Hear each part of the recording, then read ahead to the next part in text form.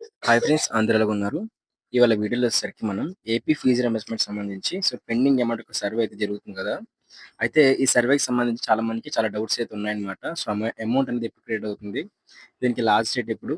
అట్లాగే మనకి fee receipt కావాలా? లేకపోతే నో డ్యూ అనేది మనం సబ్మిట్ చేయాలా? అని చెప్పేసి చాలా మంది చాలా రకాలుగా అయితే క్వెషన్స్ అడుగుతున్నారన్నమాట.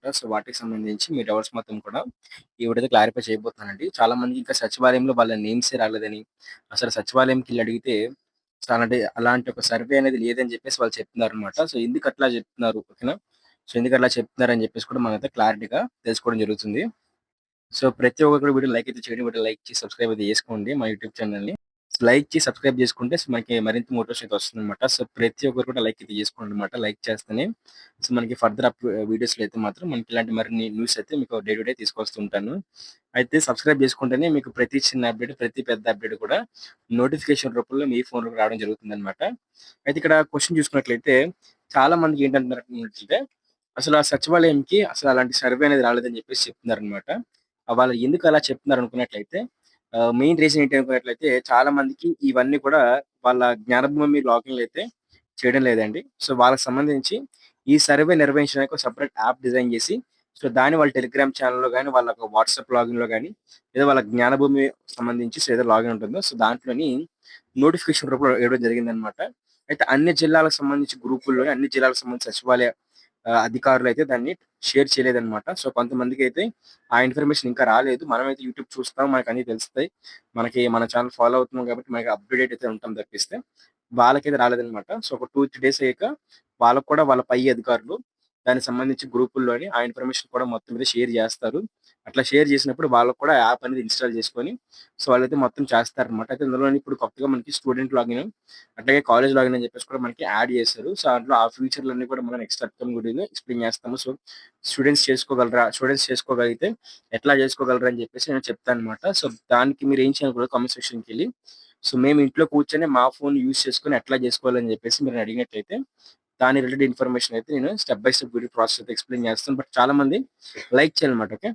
మినిమమ్ ఒక 100 లైక్స్ వచ్చి, అలాగే ప్రతి ఒక్కరు కూడా కామెంట్ చేసినట్లయితే ఒక 100 కామెంట్స్ వచ్చినట్టయితే ఖచ్చితంగా స్టూడెంటే తన ఇంట్లో కూర్చొని చేసుకునే విధంగా నేనైతే చెప్తానన్నమాట. ఎట్లా చేసుకోవాలని చెప్పేసి స్టూడెంట్ లాగిన్‌లోని.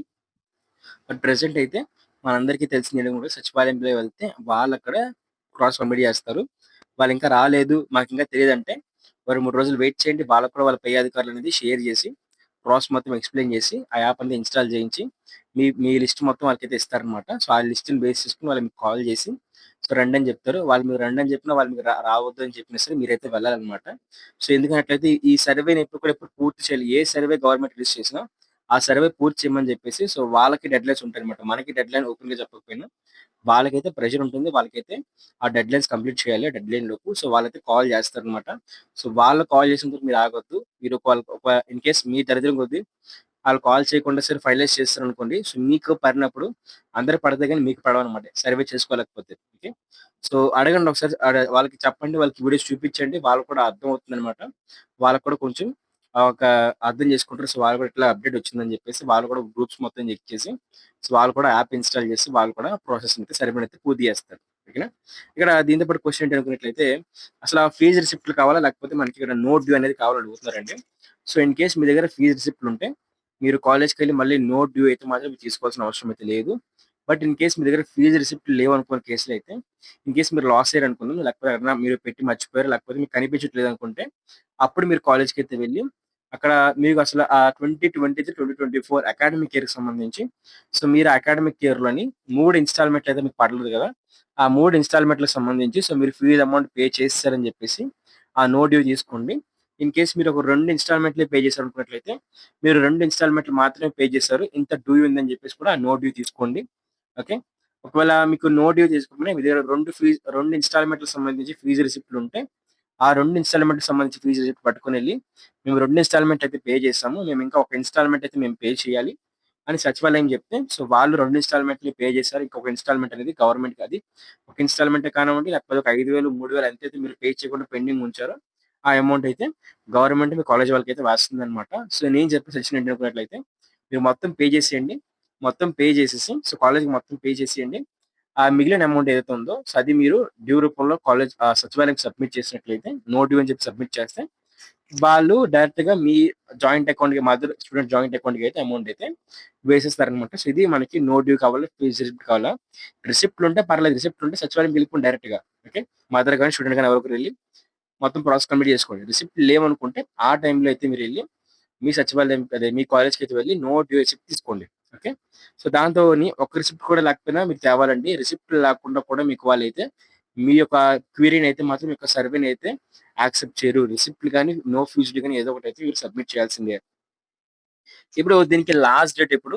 అసల మనీ ఎప్పుడొస్తుంది? అసలు నా నేమే రాలేదు. 3 క్వెషన్‌లయితే ఉన్నాయన్నమాట.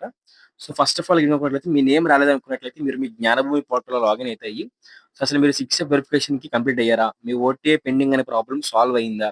లేదనుకున్నట్లయితే మీకెక్కడైనా ప్రాబ్లమ్ వచ్చి అసలు మీకు ఫస్ట్ ఇన్‌స్టాల్‌మెంట్ కూడా పర్లేదంటే మీరెక్కడో కూడా ఫెయిల్ అయ్యి ఉంటారండి. 6 స్టెప్ వెరిఫికేషన్‌లో గాని, లేకపోతే మీ లాగిన్‌లో గాని, మీ అప్లికేషన్ చేసుకుంటున్నప్పుడు ఏదో ఒక దాంట్లో అయితే మీరు మీ ఇన్‌కమ్ క్రైటీరియా గాని ఏదో ఒక దాంట్లో అయితే మీరు ఫెయిల్ అవుతారనమాట. సో, అవి అయితే దానివల్లే మీ నేమ్ రాకపోవచ్చు. సో, దాన్ని మీరెళ్లి సచివాలయంకెళ్లి రెక్టిఫై చేసుకుంటే మీ నేమ్ అనేది వస్తుందన్నమాట. ఓకేనా? దాంతో పాటు ఏంటనుకున్నట్టయితే దీనికి సంబంధించి లాస్ట్ డేట్ ఎప్పుడు? మనీ ఎప్పుడు క్రెడిట్ అవుతుంది. ఓకే. సో, లాస్ట్‌లో మనం ఏం తెలుసుకోబోతున్నాం? మనీ అనేది ఎప్పుడు క్రెడిట్ అవుతుందని చెప్పేసి తెలుసుకోబోతున్నామండి. సో, మనీ ఎప్పుడు క్రెడిట్ అవుతుంది అనుకున్నట్లయితే మనకి ఈ సర్వే మొత్తం పూర్తి చేయడానికి మనకి అప్రాక్సిమేట్‌గా ఒక 10 టు ఒక 30 డేస్ అయితే పడుతుందన్నమాట. సో, మాక్సిమం మనకి 30 డేస్‌లో కల్లా 28 డేస్‌లోని 25 డేస్ కల్లా కూడా మనకి సర్వే అయితే పూర్తి అవుతుంది. సో, వన్స్ సర్వే పూర్తయిన తర్వాత గవర్నమెంట్ ఈ లెక్కలన్నీ చూసుకొని ఒక బడ్జెట్ మొత్తం ప్లాన్ చేసి, సో, ఈ అమౌంట్‌లోని సో, మనకి ఈ అమౌంట్ అయితే రిలీజ్ చేస్తారనమాట. సో, దీనికి మనకి అప్రాక్సిమేట్‌గా 40 డేస్ పట్టే ఛాన్స్ ఉంది.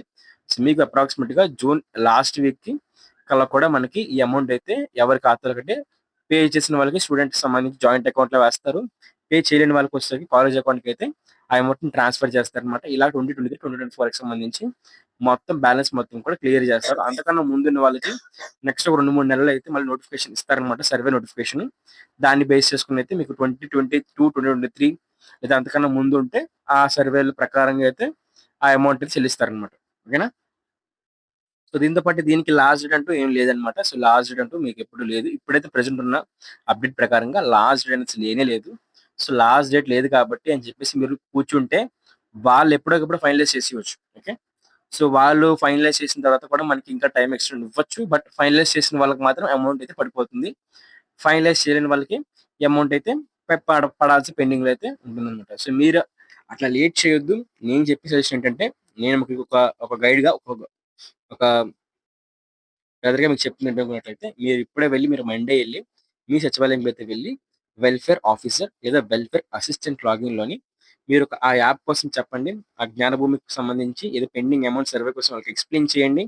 దాన్ని బట్టి వాళ్ళు చెక్ ఔట్ చేసుకొని, వాళ్ళు ఇన్‌స్టాల్ చేసుకొని, వాళ్ళకి సంబంధించి ఫింగర్ ప్రింట్ గాని, ఐరిస్ గాని డివైస్‌లతో కనెక్ట్ చేసుకొని, మీ మదర్‌ది గాని, మీది గాని ఐరిస్ తీసుకొని మీ రిసిప్ట్ మొత్తం కూడా అప్‌లోడ్ చేస్తారు. దానివల్ల మీకు ఎలాంటి ప్రాబ్లమ్ అయితే ఉండదు. సో, అందరికి రిలీజ్ అయిన వెంటనే మీకు కూడా మీ అమౌంట్ అయితే ఆటోమేటిక్‌గా మీ అకౌంట్‌కి క్రెడిట్ అయితే అయిపోతుందన్నమాట. మీకు ఇంకా డౌట్స్ ఉన్నాయా? కామెంట్ సెక్షన్ కింద కామెంట్ చేయండి. దాంతో పాటు మన టెలిగ్రామ్ ఇంకా వాట్సాప్ ఛానల్ గ్రూప్స్ అయితే ప్రొవైడ్ చేశానన్నమాట.